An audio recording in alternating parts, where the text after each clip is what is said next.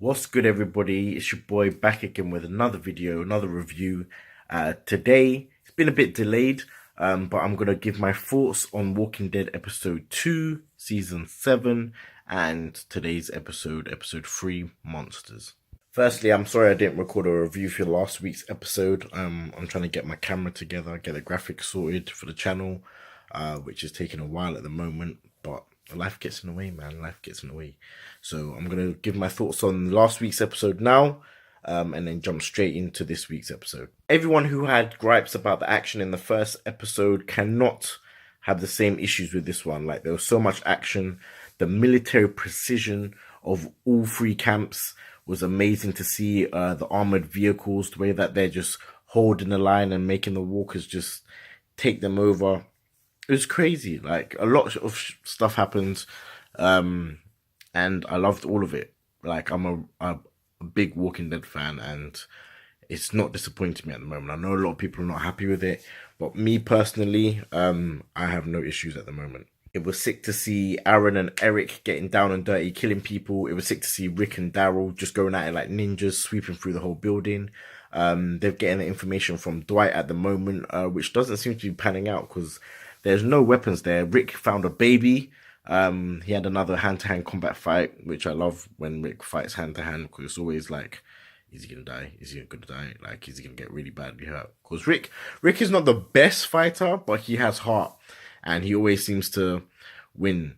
I'm pretty sure in the first couple of seasons he lost a lot of fights, so it's good to see him win some. The whole section with the Savior, Jesus, and Tara pissed me off.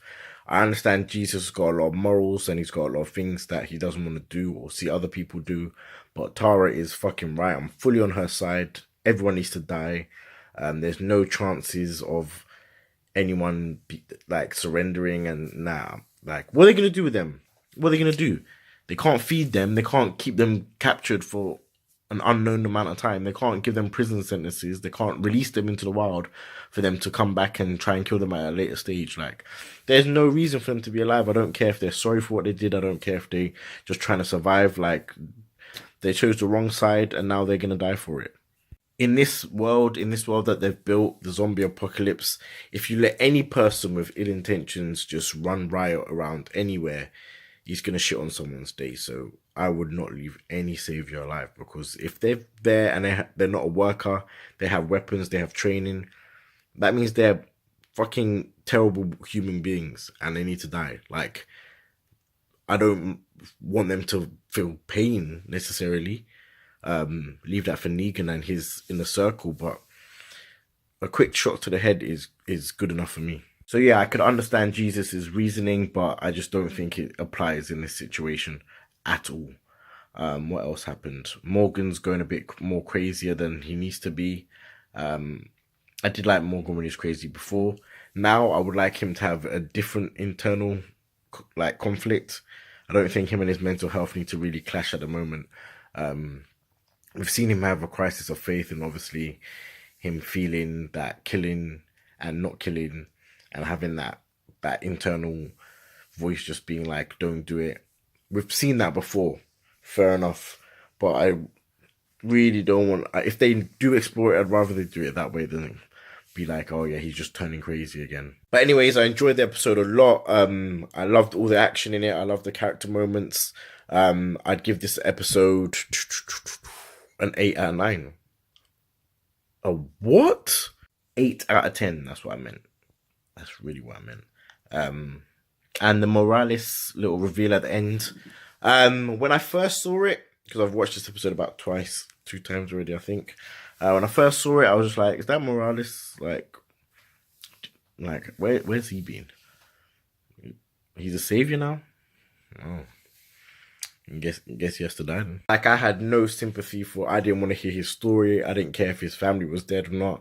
He had a gun pointed at Rick, and I was just like, Rick, kill him. So when Daryl in the next episode did shoot him after like a 5-minute speech that didn't really make sense, I was like, yeah, fuck it. And Rick's like, oh, you know who that, bro, fuck it. It doesn't matter. It does not matter who anybody in here is. Like, it could be Laurie in here and I would want her dead. You know what I'm saying? Rick needs to put himself together. Like, he set out to do a task and no matter how monstrous it's going to make him right now, it's for the greater good. And he's not out here raping and pillaging these people. They're literally being put down so that everyone can live a better life. Everyone. Like after this war arc, Rick might take a break from all the killing like he did in the prison when he decided to become a farmer for some reason. So he might take a little break, a little step back, but we just have to see how it goes. I enjoyed the little Aaron and Eric moment. I at the beginning did not think he was dead. When I can't remember his name, the big bold black dude, yeah, him. When he took him away, and he's like, that's not him. I was like, oh shit, so Eric isn't dead.